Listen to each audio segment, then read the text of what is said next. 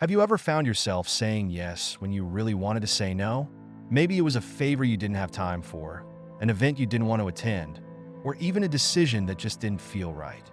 Every time you say yes to something that doesn't serve you, you give away a piece of your freedom. But what if I told you that by mastering the art of saying no, you could unlock a life of peace, authenticity, and control?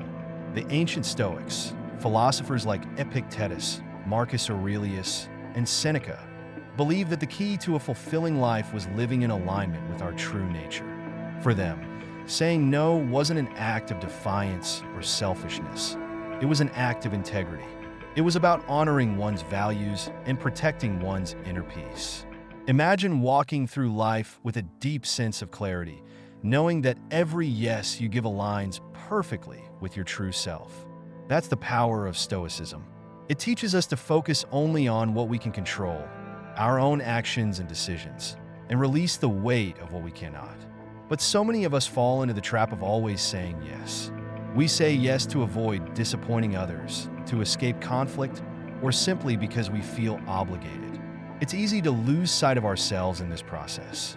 We end up overcommitting, stressed, and resentful, drifting further away from what truly matters. The Stoics had a phrase for this. Some things are up to us, and some things are not. Saying yes to everything pulls you into the chaos of the things that aren't truly in your control. But saying no? That's how you reclaim your power. Saying no is a boundary, a firm yet gentle line that protects your time, your energy, and your values. It's not a rejection of others, but a deep affirmation of yourself. The Stoics taught that boundaries are essential for a flourishing life. They allow us to keep our focus on what we can control, our decisions, our values, our peace. Picture this. Each time you say no to something that doesn't align with your values, you're saying yes to something far more important, your authentic self. Saying no is an act of power. It's the ultimate expression of self-respect, of understanding that your time and energy are precious. It's also a choice to be the architect of your own life rather than being shaped by external forces. As Epictetus said, it's not what happens to you, but how you react to it that matters. Your reaction, your ability to say no, is your path to freedom. So, how do you start saying no? Here are 4 simple steps you can follow to master this essential skill. 1. Identify your core values. What truly matters to you? What are the 3 things you value most in life? Write them down. These are your compass for when to say number 2. Practice mindful responses. Before you agree to anything, take a moment to reflect. Does this align with your values? If not, say number 3. Start small.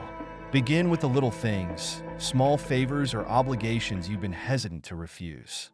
Build your confidence with each number 4. Affirm your self-worth. Remember, saying no doesn't make you less helpful or less kind. It makes you more authentic, more in control. Can you feel it? The weight lifting off your shoulders as you reclaim your time, your energy, and your peace. The more you say no, the more you'll realize how much space you create in your life for the things that truly matter. This is freedom. This is living as your authentic self.